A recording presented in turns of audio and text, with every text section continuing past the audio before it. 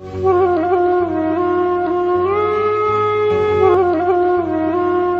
हम जिस विषय पर बात करेंगे वो है ईर्ष्या। जी हाँ, किसी की सफलता या सुख देखकर पहला भाव क्या जागता है हमारे हृदय में?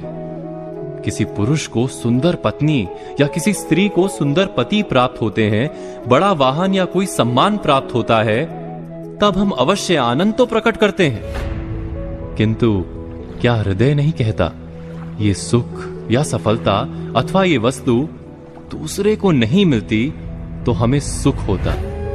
उस सुख या सफलता पाने के लिए हमने कभी प्रयत्न भी नहीं किया। उस वस्तु की इच्छा तो दूर, हमने उस वस्तु का स्वप्न भी नहीं देखा, फिर भी मन ईर्ष्या से भर जाता है। हम दूसरों का दुख देखकर आनंदित होते हैं और दूसरों का सुख देखकर दुखी हो जाते हैं। हम अपना सुख भोगना छोड़ ईर्ष्या के कारण व्यर्थ ही दुख माथे पर उठा लेते हैं। तो ये ईर्ष्या क्या है जो बिना कारण हमारे सुख का भोजन कर जाती है?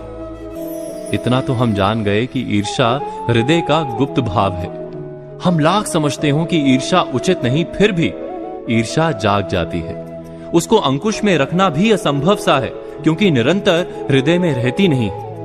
ईर्ष्या से छूटने का केवल एक मार्ग है कि ईर्ष्या की जड़ से हम परिचित हो जाएं। इस रोग के लिए समझदारी से उत्तम कोई औषधि नहीं। तो ईर्ष्या क्या है, कहां से जन्म लेती है?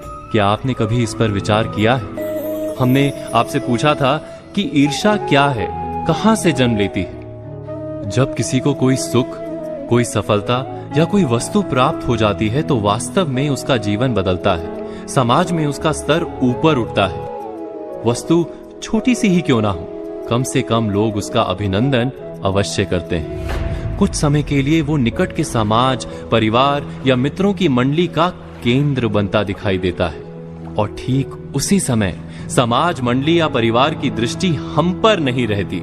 दुख का कारण यही है कि हमारा महत्व हमें कम होता दिखाई देता है। क्या ये सत्य नहीं? हम बात कर रहे थे कि जब दूसरे व्यक्ति को कुछ प्राप्त होता है तो हमारा समाज, हमारी मंडली या हमारा परिवार हमारी तरफ देखना बंद कर कुछ समय के लिए दूसरे व्यक्ति की ओर देखने लगता है। यहीं से ईर्ष्या का भाव हमारे हृदय में जागता है। हमारे मन में सदा ही ऐसी इच्छा क्यों रहती है कि सब हमें ही देखें, कि अपने समाज के केंद्र में हम सदा बने रहें? समाज के केंद्र में बने रहने से प्राप्त क्या होता है? विचार कीजिए। जब तक समाज के केंद्र में हम हैं, हमें प्रतीत होता है कि हम महत्वपूर्ण हैं। हमारा जीवन व्यर्थ नहीं, निकट के लोगों के लिए सार्थक हैं हम। वास्तव में हमारी सार्थकता, हमारा महत्व हम सदा ही दूसरों की दृष्टि से नापते हैं, किंतु समाज की दृष्टि में तो परिवर्तन होना ही है।